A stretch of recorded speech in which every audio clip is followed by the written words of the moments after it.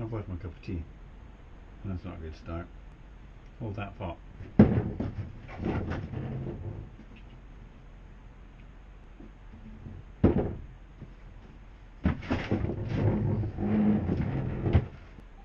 Now a quick little dirty one this evening.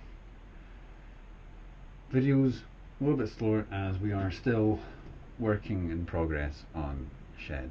All the major structural stuff is now done. We've got the roof, we've got the wall, we've got the door, all the outside trim stuff's done. So the shed itself is structurally sound. It's now all about rearranging this inside space now that it is indeed dry and watertight. But I thought I would just step inside and have a little rant. I wrote an article on my site a wee while back about the proliferation of standards. So, take axles, 100mm, 135, 142, 135 by 15, 135 by 10, 135 by 12, 142 by 12, 150 by 12, boost, super boost, just what? And the traditional instant response is to spill your tea. That is the traditional response from us mountain bikers as a creed to basically the bed. So, what do I think about the proliferation of new standards?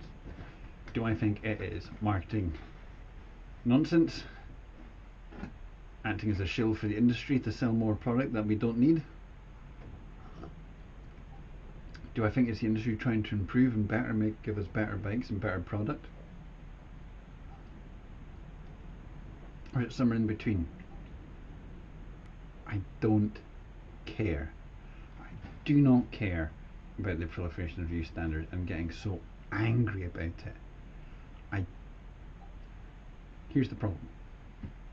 You buy a bike from Trek, Specialized, Giant, Pivot, whoever.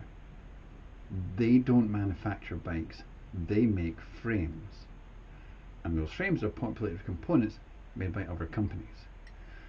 And so that there is compatibility across this and to allow an economy of scale, because bicycle manufacturers are still making small numbers in comparison to, say, automotive, for example. Standards have to exist so it's easier and cheaper to produce the components required to make a working bicycle. Now that has allowed a situation where you can translate parts from one machine to another and cannibalize stuff together and have a group set and migrate it from frame to frame to frame and fork and stuff like that as well, with the odd tweak here and there, which is pretty amazing. If you have a set of nice aftermarket alloys in your car and you sell the car, you may keep the alloys, but you're not guaranteed that they're going to fit your next car. And in fact, you're pretty much guaranteed they won't. You don't expect the CV joints and drive axles from even from the same motor company to fit from model to model, yet we expect that from bicycles, and when it doesn't, mountain bikers go absolutely ballistic, and that is just, in my mind, ridiculous. I don't see why we should be so angry about the fact that one company uses one axle size over another. Chances are, if you're buying that bike and you're buying it full build, what's the problem here? And if you are building a custom build, well then you probably bought high quality hubs that you were able to convert for axles, like, you know, Classic Hope for example. If you haven't, there are some converter kits to take you from 142 to boost, for example, because the spacing is different for the brake rotor. These options and solutions are out there in the market, but chances are, if you're that guy or girl that's buying that frame and custom building it every other season, you're buying new wheels anyway. Why get so angry about it? The industry isn't trying to trick you. In my mind, an ideal situation, you would take a bike like the Hope HB160.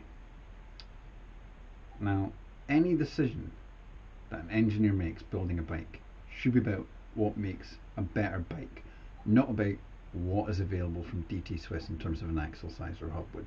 The HB16, because Hope are a component manufacturer, they make the hubs, they make the cassette, they make the brakes, the headset, the crankset. The only thing they don't make is the derailleur and the dropper. They even make handlebars now. So they're able to base their decisions on the hub width, the flange spacing, the dishing of the wheel, and engineering what makes a better bicycle in their idea and philosophy of what makes a better bike. That is what should lead the decisions. But unfortunately, until specialising giants start making all the things needed to make a bicycle, standards are here to stay. And as long as standards are here, keyboard warriors are going to be, well, getting their knickers in a twist. I'll put the link for the full rant in the comments below. Appreciate it if you take the time to read it. If you do, thanks in advance. As well as building the shed, I've also been doing a few videos for singletracks.com. If you haven't already, go look them out. I'll put the link in the comments as well, in the description. Go for a look, give them a subscribe. I've got a kind of another geeky tech video doing one about derail your hanger alignment tools for the proper nerd and necks. And yeah, thanks for joining me for this half cup of tea. Hit us a like and subscribe if you don't mind. Cheers.